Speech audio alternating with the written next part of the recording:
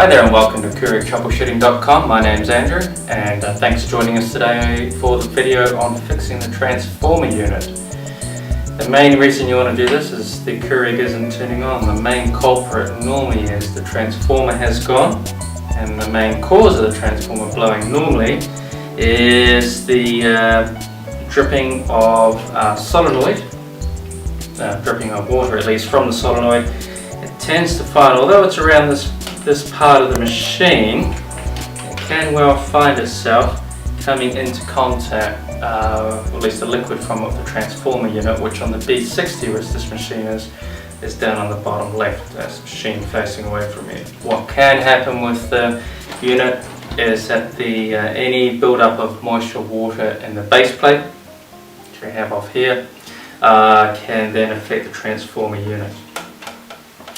Also, any leakage out of the boiler unit itself, and that's more unusual. That can also lead to transformer problems. Also, any surges, any power disruptions that can lead to the transformer being blown. That's what happened with our transformer, and we had to get that replaced. That wasn't too bad. It was about $30. We got one off Amazon and worked really nicely.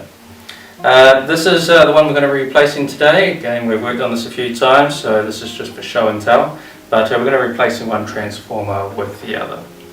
A couple of caveats there now, as I always do with these videos, is if you're within the warranty period, so if you're certainly within 1 year of buying the machine or being given it as a gift, then don't attempt any of these types of fixes. Get in contact with Keurig themselves. Their customer service is normally very good, and they will replace the machine under warranty, particularly if you've got an issue where it's not powering up at all. Now, even if your machine is just outside the warranty period, it's certainly worthwhile giving Keurig a call. Again, we find their customer service very good. The general response from our readers, the feedback we get is that they're good as well. And we've had readers that have had machines greater than a year old, and they've had complete replacements. So, just deal with them fairly, and generally they come to the party, so to speak, with good help. Transformer problems, they're not going to fix that for you. If you're well outside warranty, if you have a 2 or 3 year old machine, they're going to offer you a good discount.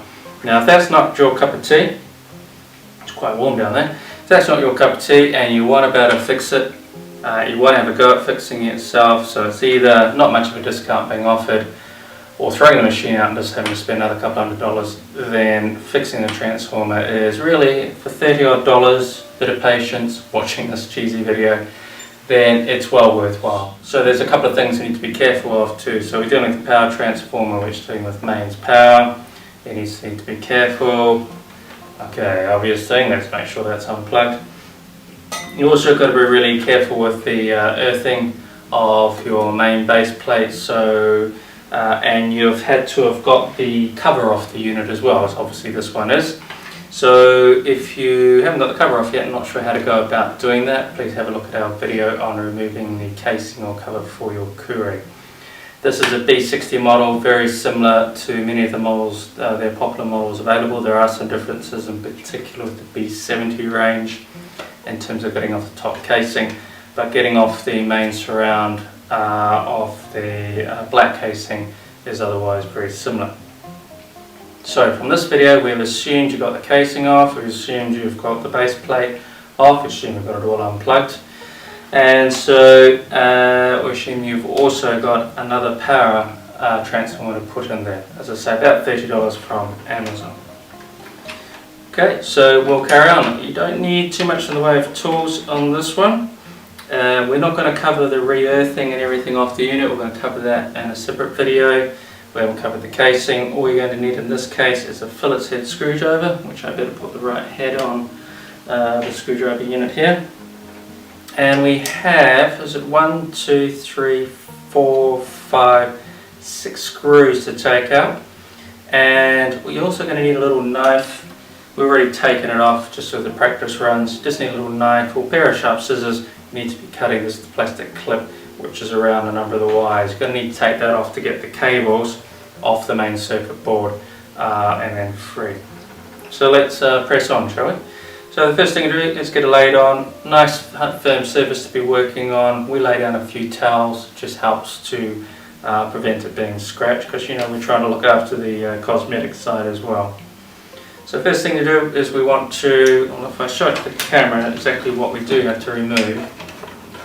Be careful too if it's recently turned off, still quite warm. Okay, the screws we need to remove is starting from the top, this one here which connects this plate to the top CDU computer unit. We need to remove this one in here, this one in here, and then these two here, and then finally this one here. Okay, this is where the brains of the unit all sit, so we do have to be careful with those. Make sure we don't get any moisture in there or any short circuiting.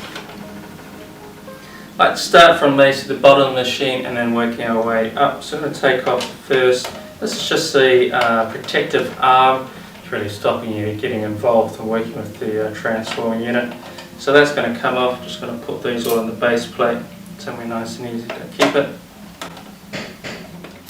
That's 3 screws out from there. We then need to get out the that funny screw which just sits in the top. It connects the CDU unit into the base here.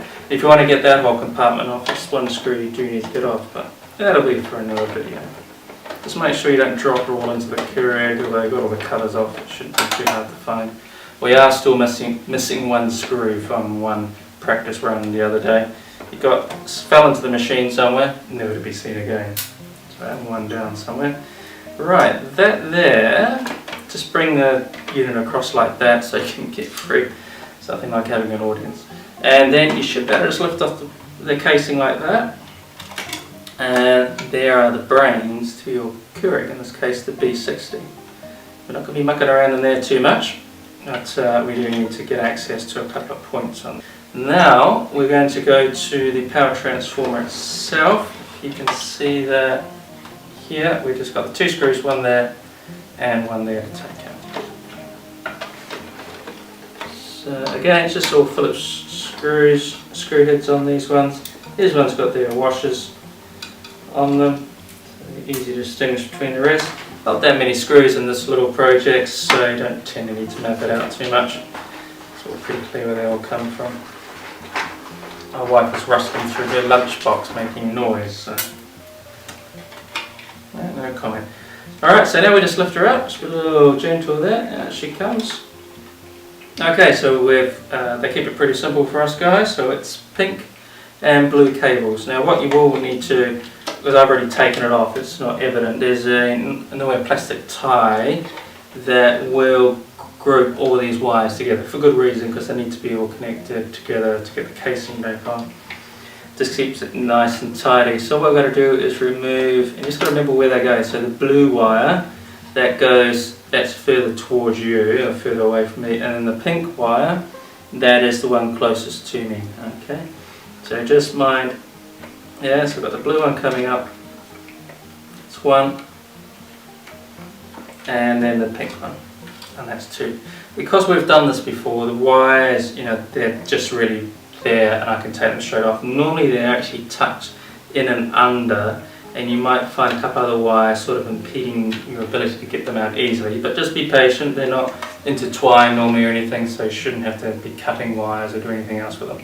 So that should just pop out nicely like that, and then you come to replacement.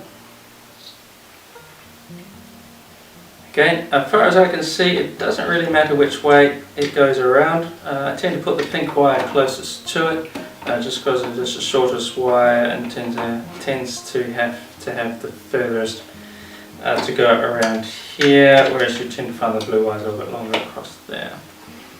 Okay, so blue wire in like so, and then the pink, that goes like that. Nicely in, a couple of screws then now, let's transform it back in, like so.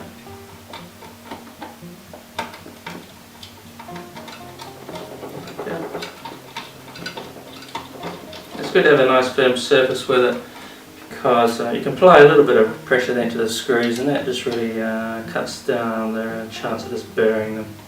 Yeah, more so when you're practicing this, I guess you've taken them in and out a few times.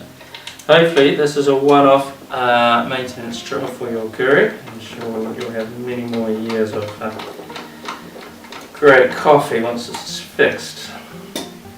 Okay, so that's all secured. What you need to do now is just get the black casing back on, and it's just a little tricky. You've got some wires in, you've got to be a little bit careful with them, make sure they don't get all pinched. But you'll notice the little entrances and things I want the wires to go through. So a little bit careful with it, and it's really tricky. Just make sure, there we go. They all get sort of clipped in. If it's not sitting down nicely, you know you're pinching wires and things. So just be gentle with that. Yeah, you might need a few attempts. We've had a few goes of that, so that's gone pretty well. So this should just sit down nicely like that. We don't want any moisture and water getting in there. So let's put the little screws back in first. And when you know you do have it right too, is that it should, this one isn't quite sitting there, it's better. It should then sit flush so that the protective lever arm here, the plastic arm, will sit across so you can actually put a screw into that. What I tend to find that works best is put these ones in just in case you've got a few mils out. They'll help reset the plastic casing in nicely. They tend to be magnetic on it, the magnetic head on the screwdriver. It's like a little bit easier. We're not long to go now, just a few more minutes, and if that. And that one goes in there. See, we're just popping. I like to put it in the base unit, as I say, first, get that nice and secure. It's good. Not too tight, it's doesn't need to be done by a gorilla. And then your last little screw here just goes into the transformer unit, the protective arm. There she goes. If you know you haven't got it set right, she won't go in very easily, but that looks pretty good, really. That looks pretty good. Yeah, no, that's not bad, that's fine. Looks good. Okay, and the last one to put in is the one with the set washer, fixed washer. I'm just going to reattach the CDU top casing to the it can be a little bit tricky actually. Now what I found actually is if you actually just get it started in there, that's it. Can be tricky. It was a lot easier. It went a lot better in practice. Then once you've got it set in there, then you get the screwdriver going. That's it. A little bit of pressure. There we go. Again, it doesn't need to be too tight. Just just starts. That's it. I see on mine too. It's got a little bit of cracking in there. And that's probably just from practice. So be careful not doing that up too tightly. It's probably had a bit of strain against it. And there you go. Now I've got to reconnect it all back up and re-earth it and everything, so I'm not going to do that now. But that's how you do the transformer unit. It's pretty straightforward. What did that take? Not even 10 minutes. And hopefully then your brewer will come on. We did this with a replacement and turned it on first time. Presto, it went well. Be really careful though. We tried it all without all the casing and everything. Probably not really recommended, but we thought, well, if it's not a transformer unit, don't want to then take all the casing back off again, so do be careful with that. Now, if you've got any questions, something I missed out, something's not very clear, do drop us an email. We'll try and get to you as quickly as we can. We hope that's been helpful to you, and hopefully that'll fix the problem you have with your Keurig.